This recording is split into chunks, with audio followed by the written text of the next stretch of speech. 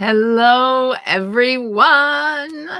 Hello, and welcome to the Mayday Masterclass. My name is Allison, and I am from the Cultivated Life, and I am really excited to share this masterclass with you. Mayday. It's May, which means there's many flowers blooming and available for us to enjoy. But Mayday is also the International Distress Call. And so I couldn't help but want to put the two of these things together and share with you the ways in which herbs and flowers and flower essences in particular can help us with stress and distress. So, welcome everyone to this class. Let me just say that it's definitely stressful to prepare for a class like this. And so here I am, and I'm excited that you're here with me. So, thank you for joining me. And let's jump right into the content. I used to always do these long announcements at the beginning of these events, but I have decided, you know what? Let's just jump right in. So I'm going to do a presentation for you. I'm going to share some plants with you and just kind of go back and forth between slides and telling some stories. And so I want to start out, of course, by just letting you know that what I'm sharing with you is informational, and it's for you to learn and for you to take this knowledge and do your own research and figure out what plants might work best for you. I'm not a medical doctor, and I'm not giving you medical advice. So just take these traditional uses that I'm sharing with you and see if they are going to work for you. You're responsible for doing the research and seeing what might work, or working with, if you have a local herbalist, then by all means, you should be working with them. So I want to share, as most of you know, in all of my events that I do, I love to use a flower cards to help us just kind of get a word of the day. And so in this masterclass, I'm going to be using this Soul Flower Plant Spirit Oracle deck by Lisa Estabrook, who is just a beautiful flower essence practitioner, lives in Maine, and we'll be getting some nice messages from the plants. Now, so let's get right into those. And welcome to the Mayday Masterclass, the herbs and flower essences that help you move from distress to de-stressed. And today is day 1. So this presentation, I haven't done a course on the nervous system, which is what we're talking about today, since last year. And so I went to check on, reuse some of my slides from last year. And I pulled up the slides. And right there on the first page was the exact same card that had come up last year. And I can hardly wait to share it with you. It is, it made me laugh so much. All right. So first of all, I have a quote for you. And this is really what we are talking about these next few days. It's about our body and how our body's systems interface with the environment outside of us, and how we use our body's perception of things and and how that determines how we respond. So I love this quote from Louise Hay. The body, like everything else in life, is a mirror of our inner thoughts and beliefs. The body is always talking to us if we will only take the time to listen. The body is constantly giving us messages about whether we are in a good situation, a bad situation, whether our inner systems are working, whether they're off. And all of those messages go through the nervous system. And we just need to pay attention to what the body is saying. So let's jump into the card for today. And like I said, this card came up last year for this exact same presentation. And the card for today, well, not for today. This is the card for the overall retreat. Because I was like, well, what is the theme of this retreat? And the card is Yarrow. And the word is boundaries. When we are feeling stressed, it is very often because we need some boundaries. We need some protection for ourselves. And so the words on the card, again, by Lisa Estabrook, the Plant Spirit, Soul Flower Plant Spirit Oracle deck, say, like a little umbrella or shield, Yarrow offers protection from negative energies or toxic influences. She helps you to build strong, healthy boundaries and compassionate awareness of self and others, and to avoid unnecessary energy leaks and general depletion as you evolve and grow. If we are constantly giving our energy away to situations or people that are draining our energy, our body is not going to be able to stay in balance if we're constantly being drained by negative situations.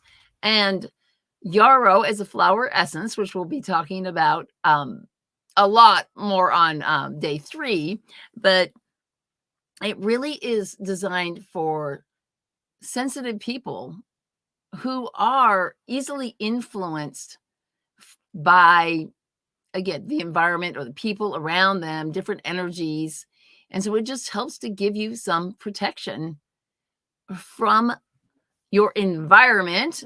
The environment is what affects our nervous system and our regulation, our self-regulation. And so Yarrow is a beautiful essence for that.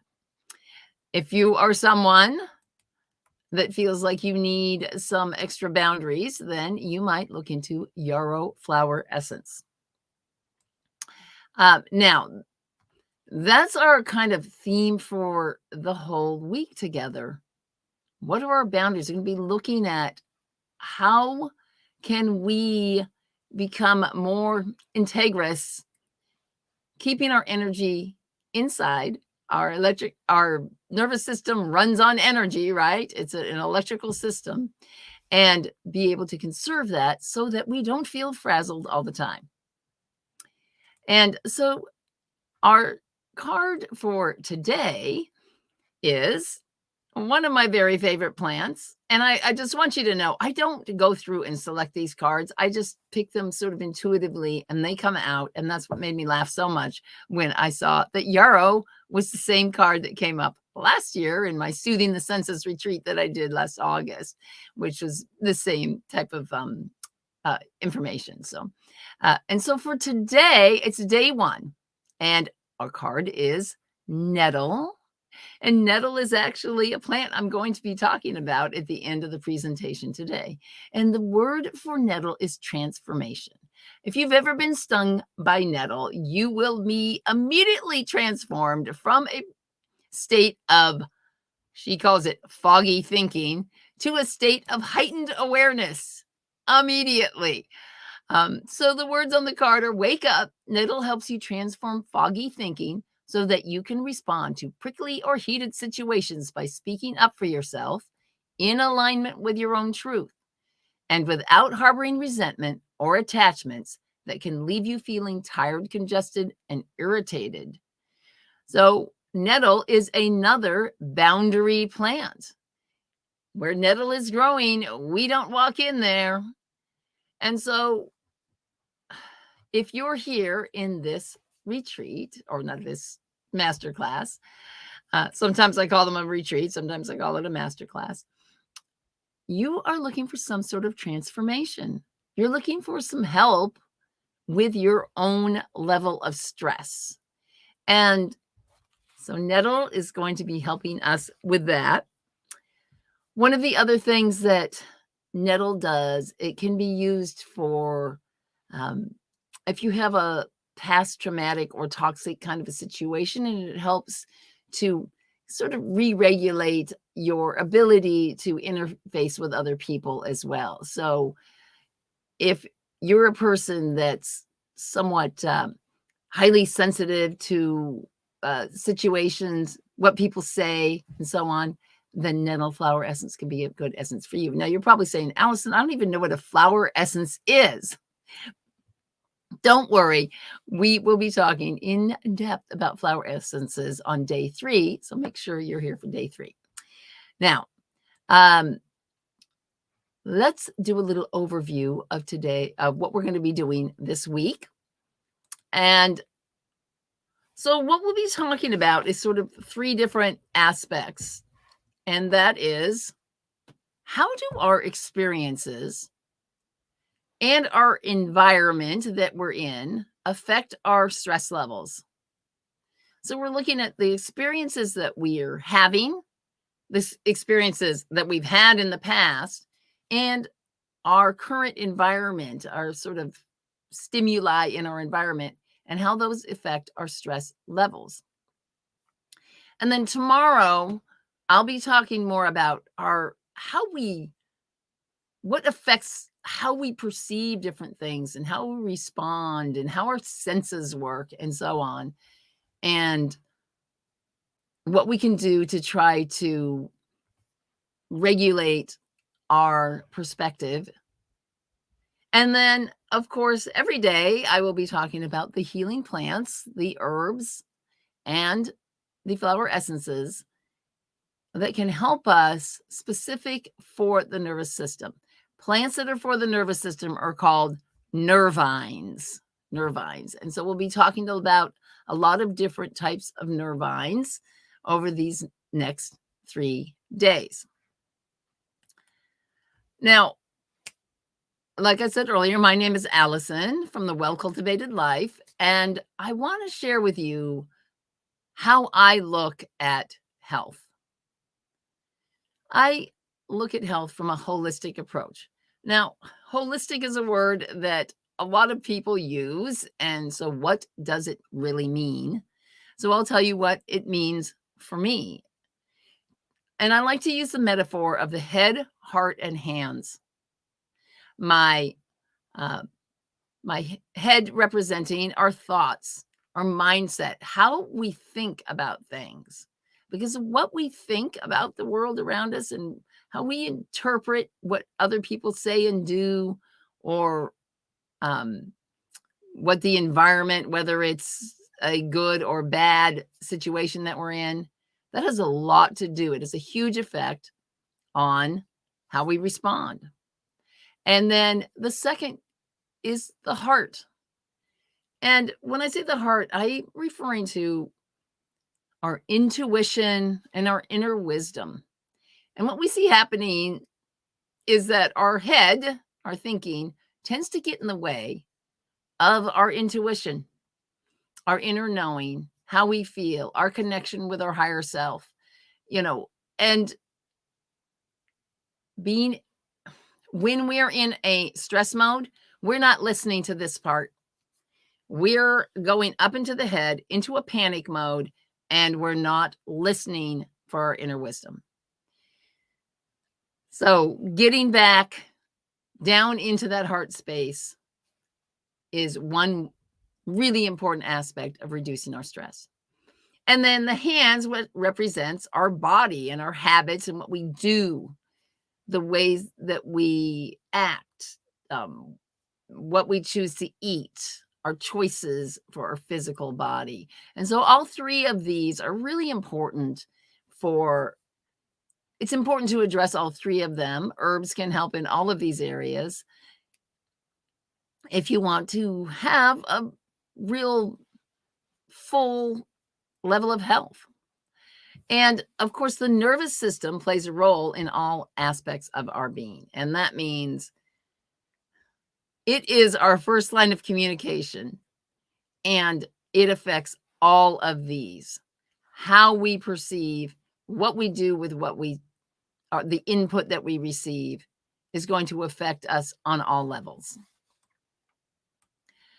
And it's really just all about safety. Okay. You have probably heard, I don't know if it's a story, but the sort of tale about how different our lives are compared to the lives of the cavemen, for lack of a better term, and how our brain developed when we lived out in nature. Now, there was a lot of advantages that we had from being closer to the natural world, but it was also a lot more dangerous. We were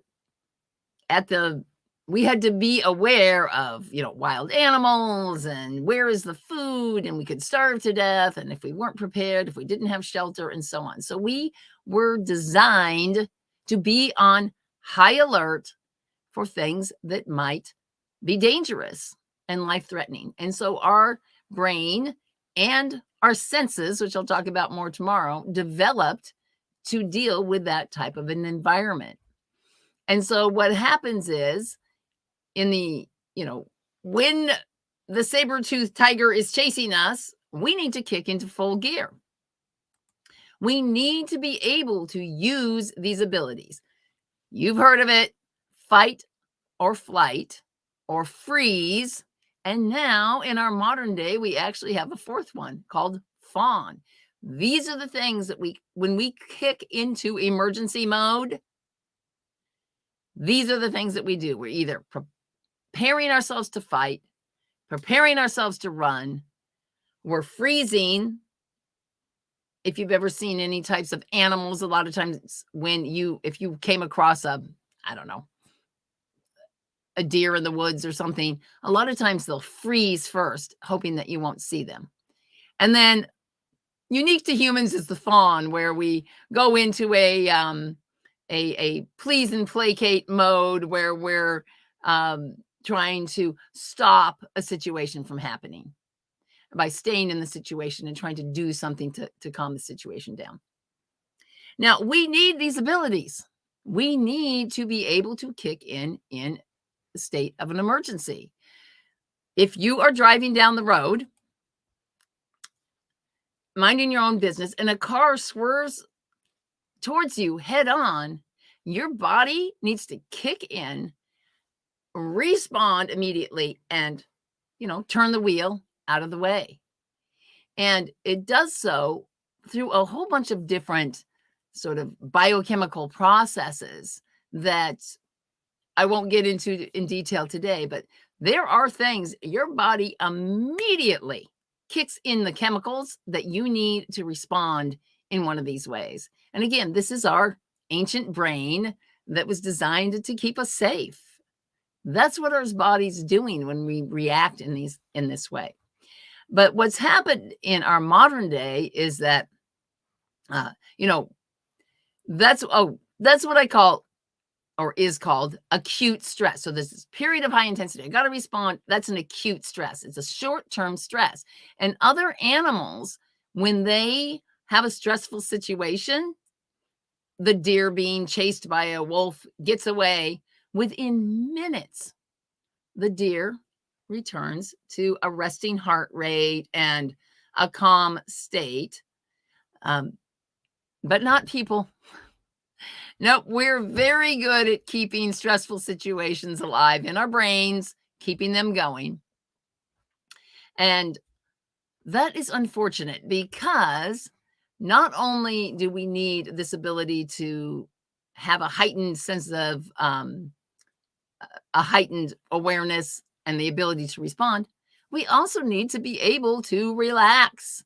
We need to be able to go into this state, which is sometimes called rest and digest or relax and repair mode, which is the mode we're in when we're sleeping or when we're fully relaxed. And we should be in that mode. We should allow ourselves to be in a feeling of safety 80% of the time. And if we're not, that means we're in a state of chronic stress instead of acute stress. Now, I don't know about you. I have an awful lot of herbal resources available to me. And I have a daily tea. Have it here right now, where I use nourishing herbs to keep my body calmed and nourished. And I'll talk about those a little at the end today. And I still can find myself to be in a state of sort of chronic stress. So can you imagine what it must be like to be someone who's in a actual chronic stressful situation, such as in a state of war, in a abusive situation where they never know what is going to happen when they come home. They never know what is going to be in their environment.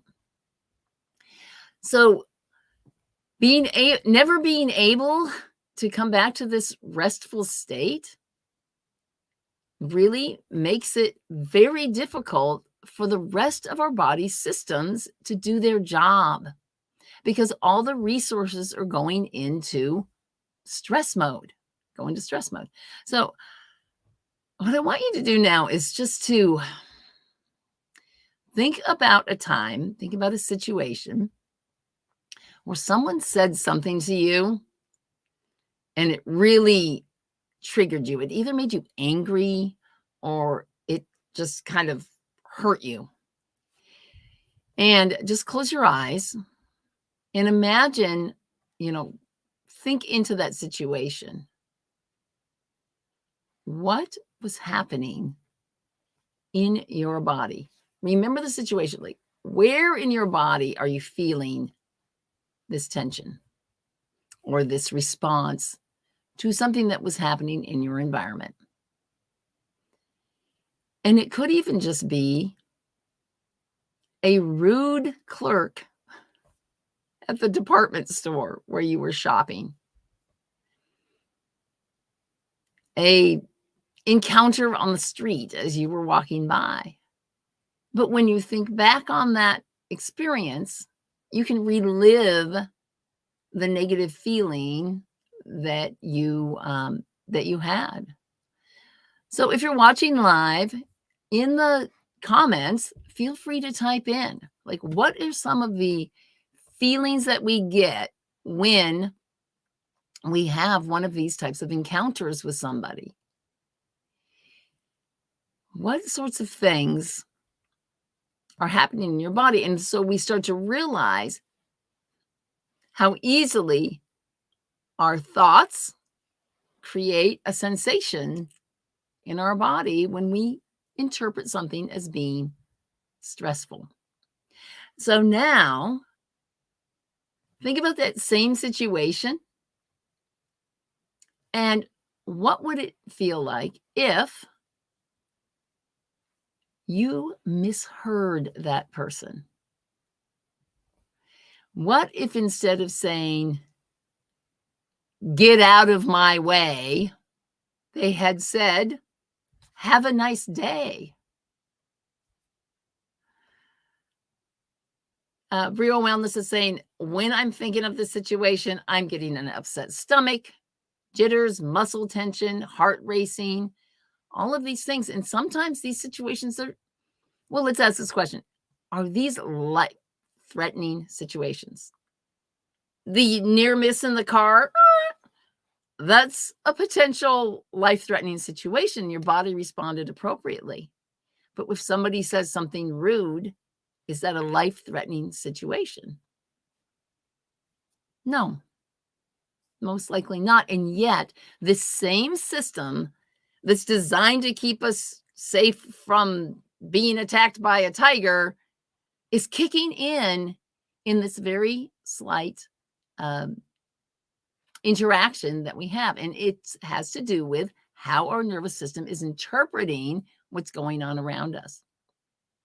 So if you think back on that same scenario now, and what if you misunderstood what the person was saying, and yet you reacted in a certain way? How would that feel if all of a sudden you realized, oh, that's not what they meant.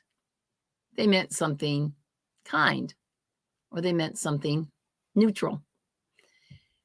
All of a sudden,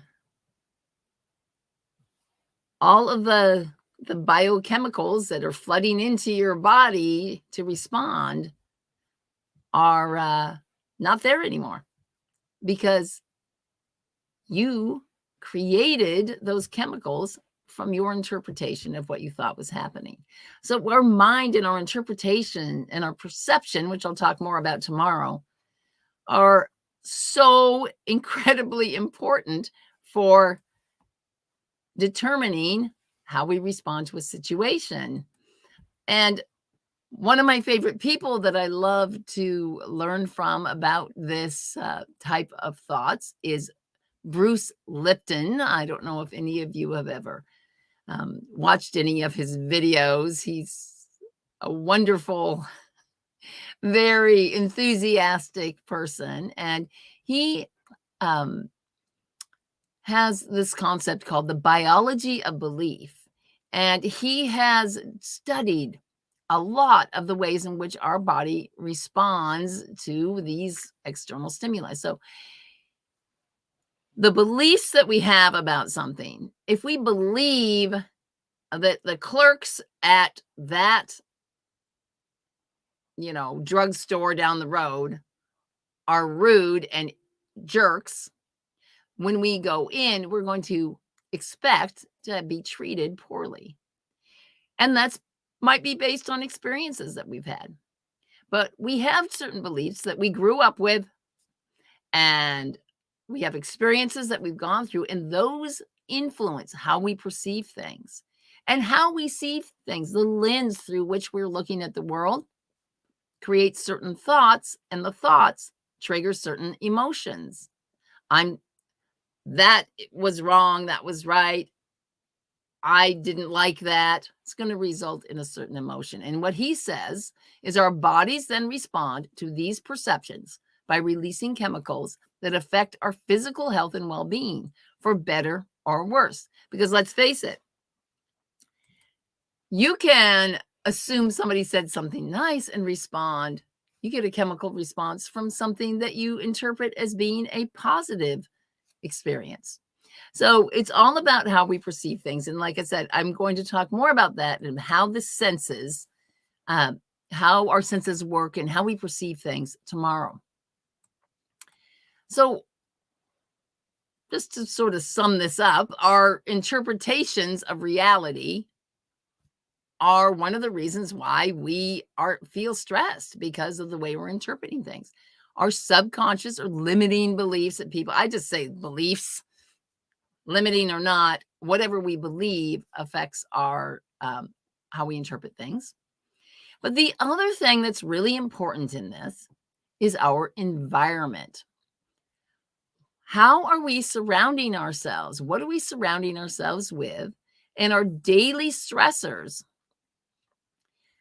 that come into our world, that come into our consciousness, that come into our, nerve receptors, we get frazzled because our systems are not designed to have so much input all day long. As I was saying, we're supposed to be spending 80% of our time in rest and digest. How many of you think you're spending 80% of your time in a relaxed state? Probably not. So our beliefs and our perceptions, something's got to shift. Our beliefs and perceptions, yes, we can say that those need to shift, but that's not that easy. Let's face it. All right, let's get a reality check here. These are things that we've learned over our entire lifetime to believe and perceive in a particular way. But what can be shifted is our environment. There's many factors in our environment that we can change. And there's also some, of course, herbs that I'll get to in a minute that we can use to tell our body to relax our body so that it does start to feel safe. And then that sort of is sort of the feedback to our thoughts and can help us be more relaxed. So let me see here. My fancy slides. One of the things that we have to realize is that, I love this quote, we suffer more often in imagination than in reality. The brain, the mind can feel like we're being tortured by our own thoughts. And so using herbs and other techniques, breathing techniques, relaxation techniques are just so important for calming that down and bringing ourselves back down into our heart space where we can be more in touch with our intuition and what is really going on. So if your brain feels like this a lot of the time, just know that there are some things that you can do to help yourself. So what is your environment like? So just quickly, let's think about, and we'll get more into the 5 senses tomorrow, but what is coming into your senses on a regular basis? Do you live in a place where your neighbor's dog is barking all the time? That's a little bit of like, tapping input that's kind of a background level of stress. Are you wearing, as a kid, did you have to wear like these uncomfortable certain clothing? Do you ever have a day when your clothing is just doesn't feel right? It's not comfortable and the tag is itching you and you're just not feeling right that day. So there's how does our sense of touch and our body feel? Do we feel comfortable in where we are? Are you living somewhere that, think about how many people have, seasonal affective disorder. It's cold, it's dark, it's gray. Are you maybe in a city environment where it's all sidewalks and there's, you're not getting to see a lot of vibrant colors or nature and that sort of thing. Do you live somewhere where there's polluted air, or do you live close to I know a lot of farmers get used to and love the smell of the cow manure, but if it's something that you're not used to, maybe something like that. It's not even necessarily a bad smell, but it could be an irritating smell to you. All of these things irritate our nervous system. What are you hearing all the time? Do you live with people that are constantly complaining? I put verbal abuse here, but it doesn't even have to be that. It's just people that are constantly complaining about their life and blah, blah, blah. And that is unfortunately something that's pretty much accepted in our society. We bond with people over how bad our lives are, unfortunately. So what is coming into your senses? If you're watching live, put something in the chat. What are one of the things, you think about it, just sit for a minute, think about your daily environment. What is something that in the background, maybe you just live in a household with a lot of people and it's never quiet. Maybe, I don't know, noises definitely affect me. Noises and smells, both of those. Chemical smells, even like the cleaning smells from like cleaning, bathroom cleaners and stuff like that. Really important to me. Maybe you have a job as a cleaning person and you have to use these particular chemicals all day long. That could be something that could be really irritating to your nervous system. So what is in your environment? This is just something to think about today. And since we're in a masterclass, I'm going to be giving you some, well, I'm calling it daily deep work. And so it's an opportunity for you to go more into this head, heart, and hands aspect of your life and how it is now. Like, what are the things that are going on? It's really good to do introspective and little examination of what is happening in your environment. And are there things that you can do? We'll talk about those later this week to shift the quality of your environment so that you're reducing this background levels of stress, these things that are constantly irritating your nervous system. Because when that happens, when your nervous system is constantly like irritated, and again, these aren't necessarily specifically stressful things, but it's just bringing up this level to the point where when something more dramatic happens, if you're not starting down here, you're starting up here, and then something happens, all of a sudden you're off the charts on your reaction to something that's stressful. And so coming back down to the restful state is so important. But if we have a lot of background stress, we're never down in that restful state. We're always a little bit irritated. So that's one of the things we'll be sharing a little bit more about tomorrow. And then, but what I want to do next is, let me see here, what else next on my slide. So I want to share with you some plants. But first, I want to tell you a little bit about your opportunity to do some of this deep work. And the daily deep work is about how am I? How is my mindset? How is my emotional life? My, my heart-centered life, and how head, heart, and hands. And I have, for those who joined the masterclass, you got the instructions, and many of you have joined the Cultivated Life Community, which is cultivatedlife.community.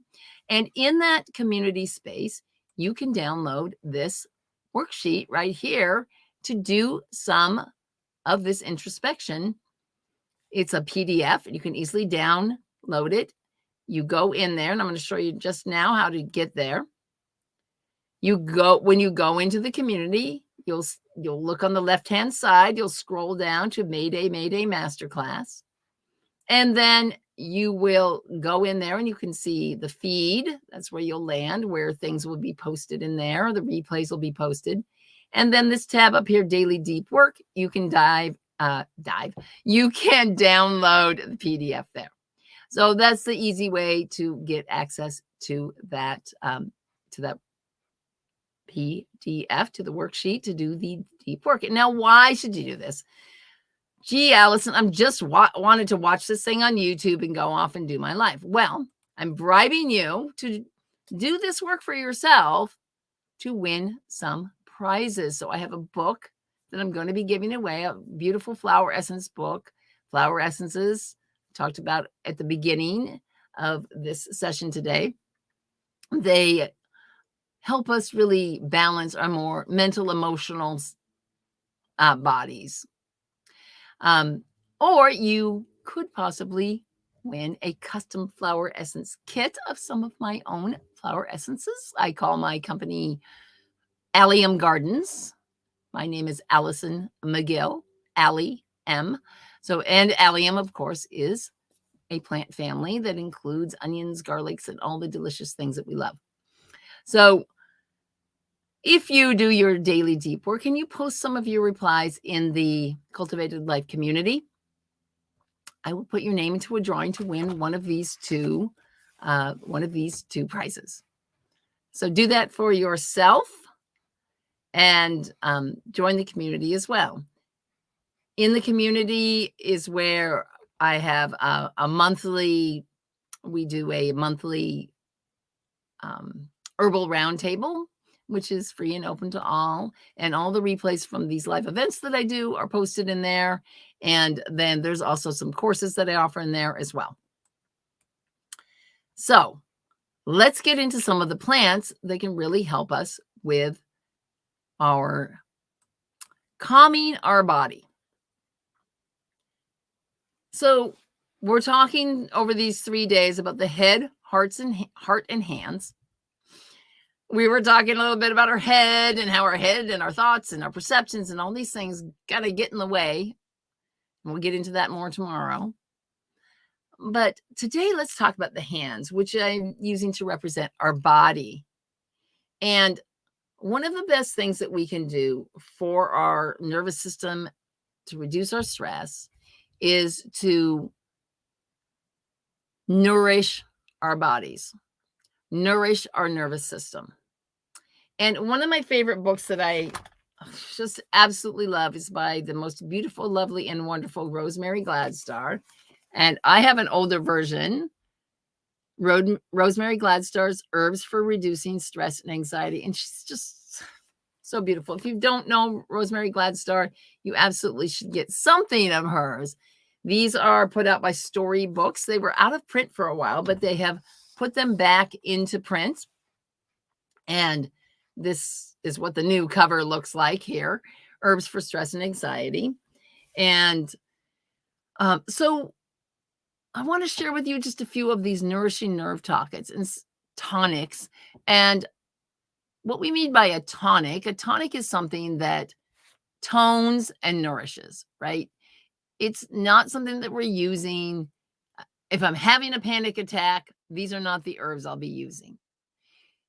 These are the types of herbs that we want to use on a daily basis to keep our body calm, to bring down the level of body stress, because even our own internal systems, if our digestive system isn't working that well, if we are having, other issues with body systems, that means that the nervous system doesn't get the energy it needs.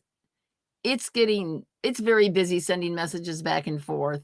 So just by toning our body in general, that can help all of the systems. So these herbs are specifically to strengthen the nervous system. They fortify the nerve tissue directly or work specifically on the actions of the nervous system. And some of them are high in these different minerals and vitamins that we need. And something that's a tonic is something that's mild and it can be taken every day. It's not something that's being used when we're ill. It's not for a chronic, it's not for an acute condition. It's for, a daily tonic. So let's get started with our very first one, which is the beautiful, wonderful plant. Believe it or not, this was if you came on late today, I shared some cards. Please go back and watch the replay. I shared some cards, and our theme for the day was transformation, and the card was nettle. And I thought, well, isn't that so perfect? Because nettle is the very first plant I'm going to be talking about for nourishing the nervous system. And the thing about the nervous system is that it has a requirement for different minerals. And one of them is calcium. Calcium does so much to help just the nerve synapses and transfer of information through the nervous system. And nettle is rich in calcium. And that is one of the main reasons why it's nourishing. It also has a lot of properties that are help with our sort of allergic reactions to things. And so when we're bringing down inflammation, we're bringing down the sort of histamine reactions, then our body in general is going to be able to operate better. So nettle can be had as a tea every single day. My tea that I'm having today includes nettle, and it also includes some other of these nourishing tonics. And I did go out to the garden and bring in some nettle to show you. Now, I probably should have put it in some water, but this is stinging nettle. And that's why I'm holding it with this little tissue thing right here. But on the back of it, or I don't know if you can see it on the side there, but it has these little hairs on there. And on the hairs is formic acid, which is the same thing that like the red ants, the stinging ants have. And it's a way that it protects itself. This is why it also is sort of a boundary plant. When you dry it, make a tea, and you can also eat it. Nettle is a great spring tonic green. You can also eat it. You obviously have to boil it and cook it pretty well in order to neutralize the stinging nettle on there, or the stinging hairs on there. But look at how nice and green. I know it doesn't look that appealing here. Hold on. Let me get a better grip on one of these. And just the color of that. It's so green and lush. And nettle can be wild harvested. And I have a huge nettle patch at my house. And it also can be dried and saved or eaten fresh. Now, some people will, the one thing I don't recommend is try not to buy capsules of dried herb. Those are just so far removed from this lush, beautiful green plant. And so try to get as close to the original plant as you can when you are taking herbs. So nettle is one herb that you could put into a nice tea blend, and you can take it every single day. Especially if you have allergies, it's very good for that. Another plant that a lot of people don't necessarily think about is milky oats. Now, this is the same plant, although there is a wild version of it that is what we make oatmeal from, but we're not talking about the oats from oatmeal, although those are also nourishing. This is a picture of the oat plant when it is blooming and starting to form the seed which becomes the actual, little grain that then is rolled out into the oats. But the milky oats look like this. So what we're doing is we're harvesting the oats, the oat tops, before they completely ripen into the seed. And they still have this kind of milky sap in them. And it's that milky sap that's super nourishing. And this is a type of, this is an herb that you would take. It sort of heals and repairs the nervous system. You would take this every day again, and you need to take it for a long time. This is not something that's going to have an immediate effect. It's a long-term tonic, nourishing tonic that you would take. So I love those. Those are also in my tea that I am drinking today. And it's very gentle. It can also really help. It helps with fatigue. So like if you're just fried and frazzled and you've just, so much of your energy has gone to dealing with stress in your life, then oats are something that can help you really heal over the long term. The next plant I want to talk about today is chamomile. And this always reminds me of the story of Peter Rabbit. If you're familiar with the Beatrix Potter stories, I'm of the age where those stories, I grew up with those stories. My mom used to read those to me. And there's the story where Peter Rabbit gets in trouble and he comes home. I think he gets captured by Mr. McGregor. He comes home and he's been through this stressful situation. Talk about your fight or flight system kicking in, right? So Peter Rabbit has just been completely stressed out from trying to escape from Mr. McGregor. And he gets home. And what does his mother give him?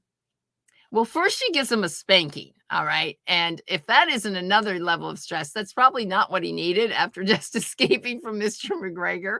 But then she gives him a cup of chamomile tea and puts him to bed.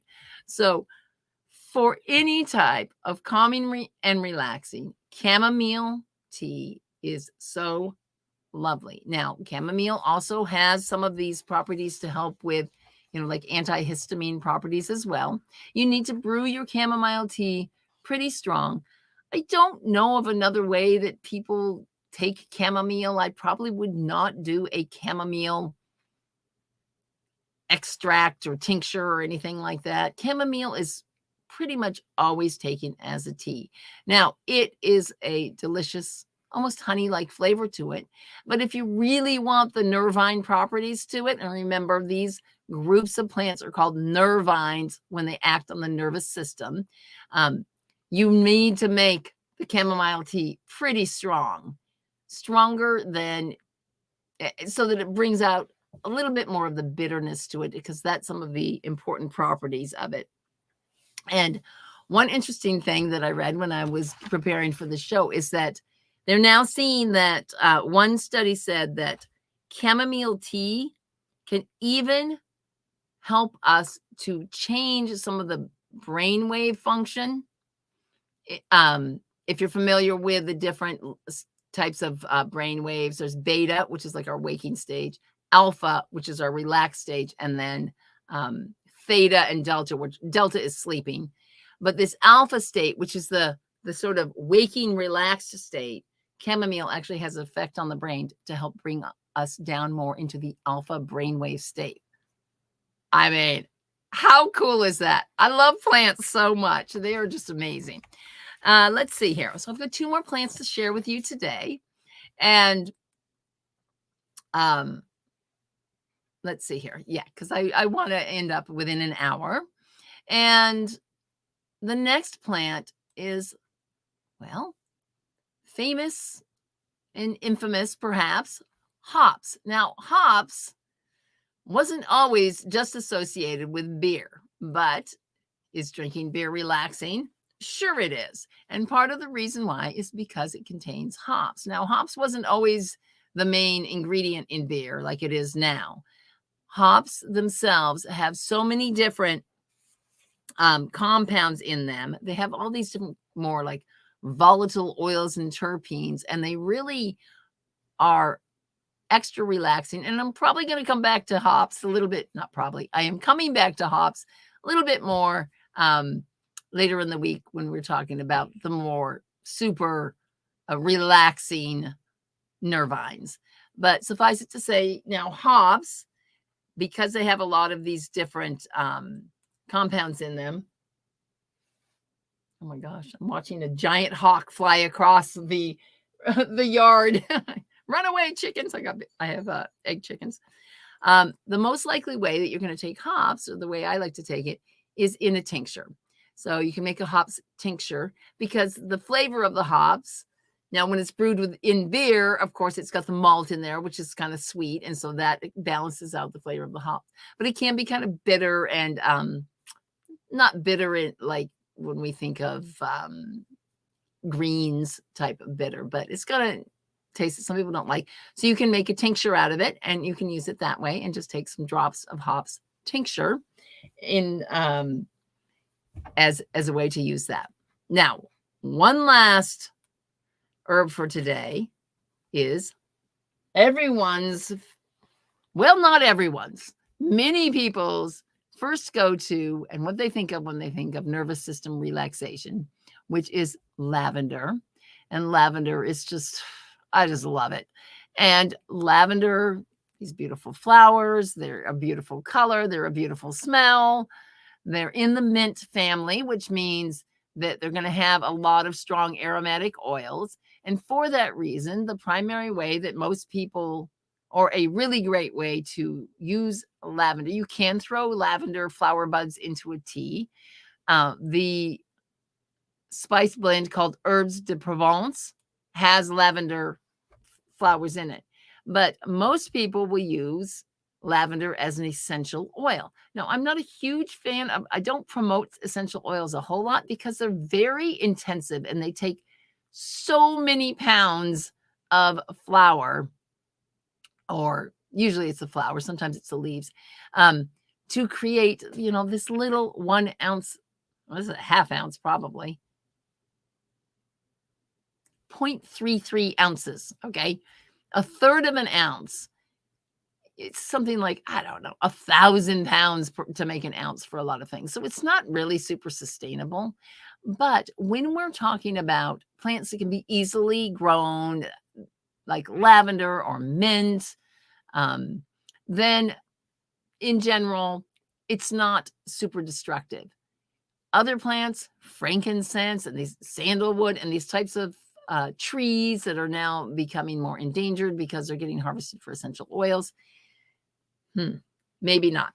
But lavender is generally, it's very easy to find. Make sure you're getting a high quality essential oil always. And lavender, one of the nice things about this essential oil is that it is safe to just simply, you can just put it right directly on your skin. Ooh, that's so good. Put a little up here, rub it on your temples, like up in this area here. This is good for just really getting right into the skin. Now, things absorb into the skin pretty quickly. So it's a great way to get the oils in, get the effect. And of course, simply just smelling the essential oil. I'll talk to you tomorrow about why the sense of smell is so incredibly important with regard to our nervous system. So lavender is another great one. Now, some people are allergic to lavender. Not too long ago, well, actually, it was a while ago because it was in the middle of COVID. Some friends came over and we did an outdoor spa day where we did some facial steams and things like that. And I had made a facial rub for us to facial cleanse. And my friend came out of the bathroom with blotches all over her face. She's like, "What's in the rub?"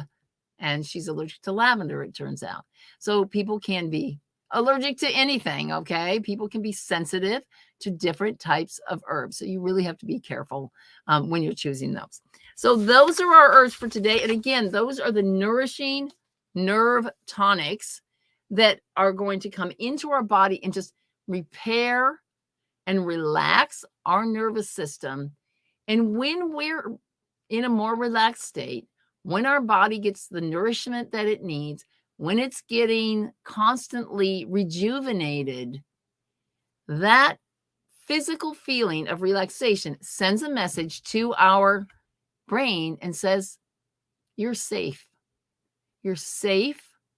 You can let go of a lot of these stress hormones and you can relax. So that is, I want to leave you with one of the other most important things that you can do to help your stress levels and your nervous system. And that is laughter, of course.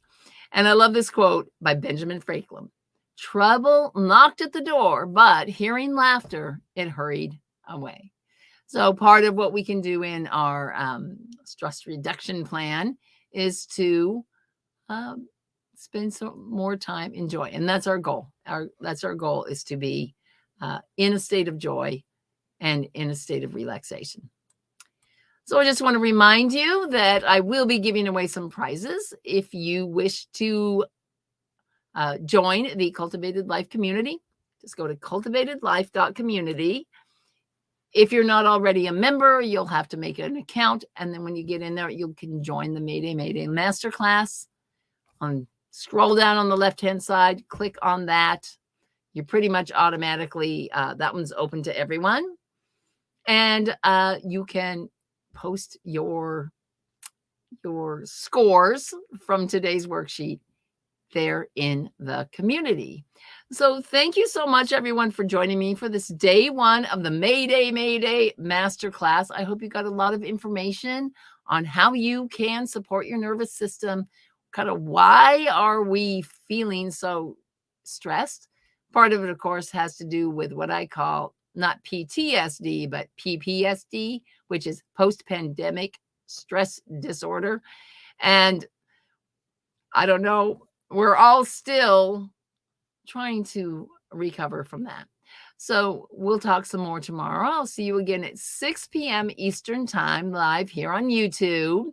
And please join the Cultivated Life Community and help join the conversation there. And we'll be sharing some of our takeaways and our deep work in the community. So thanks again, everyone. Take care and have a wonderful evening or day whenever you're watching it. Take care. Bye-bye.